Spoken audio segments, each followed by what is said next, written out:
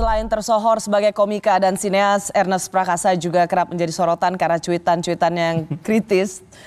Namun tak jarang disebut provokator di tengah situasi politik yang memanas. Nes, berani banget dengan cuitan-cuitan, gak takut sama ITE? Penuh perhitungan sih sebenarnya Kak, jujur. Penuh perhitungan, sudah diperhitungkan lah. Maksudnya setelah terutama kan konteksnya biasanya Twitter atau X ya. Setelah udah belasan tahun di platform tersebut dan yang dulu aman sekarang jadi nggak aman, kan kita mengevaluasi batas, terus menerus mengevaluasi batas mana yang aman mana yang tidak. Jadinya walaupun terkesan ya vokal atau apa, tapi sebenarnya balik itu pasti penuh kehati-hatian. Udah oke, ini aman dan ini bukan hanya aman tapi ini perlu. Aku juga di usia sekarang udah lebih tenang. Jadi Mengapa Ernest merasa itu perlu? Kenapa aku menanyakan ini karena misalnya menjadi seorang minoritas bukannya harus lebih tahu diri? Aku rasa yang lebih beban yang lebih besar aku pikul daripada atribut etnis adalah bahwa aku seniman.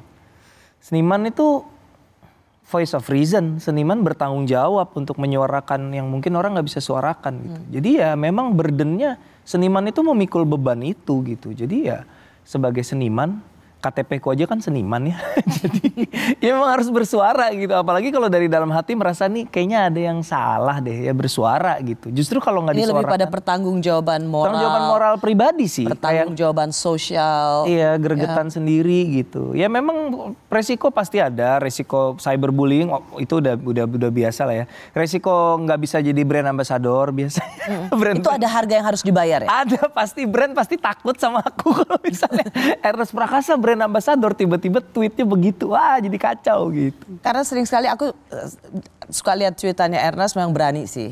Dan Ernest kan pasti dapat serangan balik sampai dibilang SJW gitu kan, yang si paling SJW. Iya.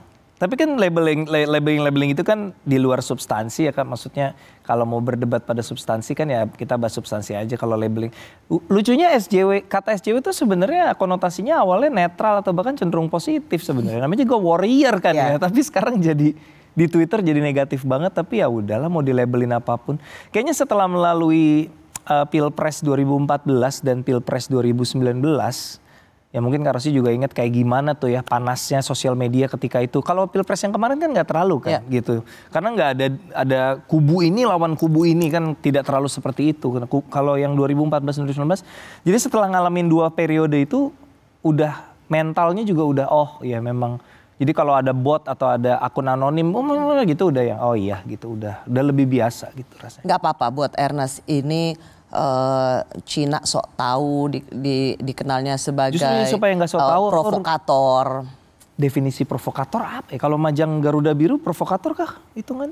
Nggak tahu juga. Jadi maksudnya selama substansi yang aku omongin aku tahu, ini yang aku do I understand what I'm talking about? Iya udah tahu. Ini udah yakin ya mau ngomong gini, iya udah tahu substansi masalahnya, udah baru ngomong gitu. Jadi kalau misalnya dibilang provokator ya mungkin memang kita butuh ada provokator di hidup ini, tahu lah.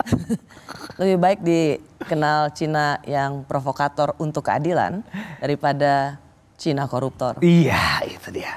Dicatat teman-teman, lebih baik jadi provokator daripada jadi koruptor. Nah, ada nggak orang yang sebagai seorang yang menjadikan Ernest tuh berani? Karena menurutku ya sekali lagi 2011 sebagai seorang komika berani secara terbuka menyebut diri saya Cina, dan kemudian juga membuat film-film yang juga bercerita tentang being a Chinese, juga kemudian menjadi kritis.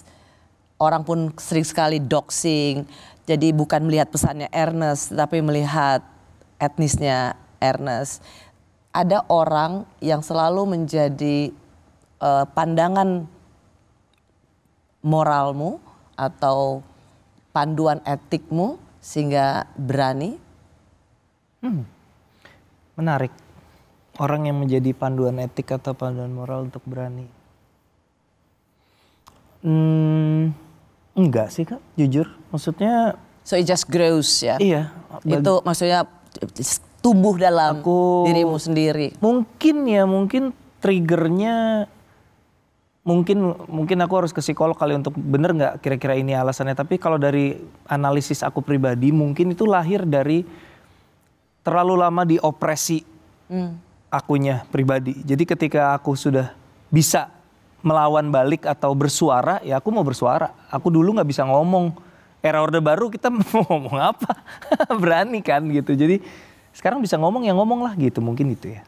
Mungkin. Tapi itu sesuatu yang bagus loh. Artinya toh apa yang disuarakan adalah sesuatu yang kritis tentang keadilan, tentang apa yang kamu pikirkan gitu. Dan rasanya kehadiran Ernest ini menjadi salah satu, sekarang sudah banyak sekali ya, menjadi salah satu living sample bahwa mencintai Indonesia itu juga juga dengan kritis dan bukan hanya milik mayoritas. Indonesia ini tentang kita semua.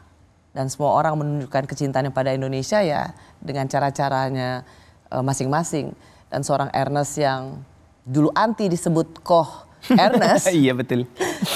Mungkin jangan-jangan kecintaanmu terhadap Indonesia itu jauh lebih besar dari kecintaan banyak orang yang mengaku mayoritas.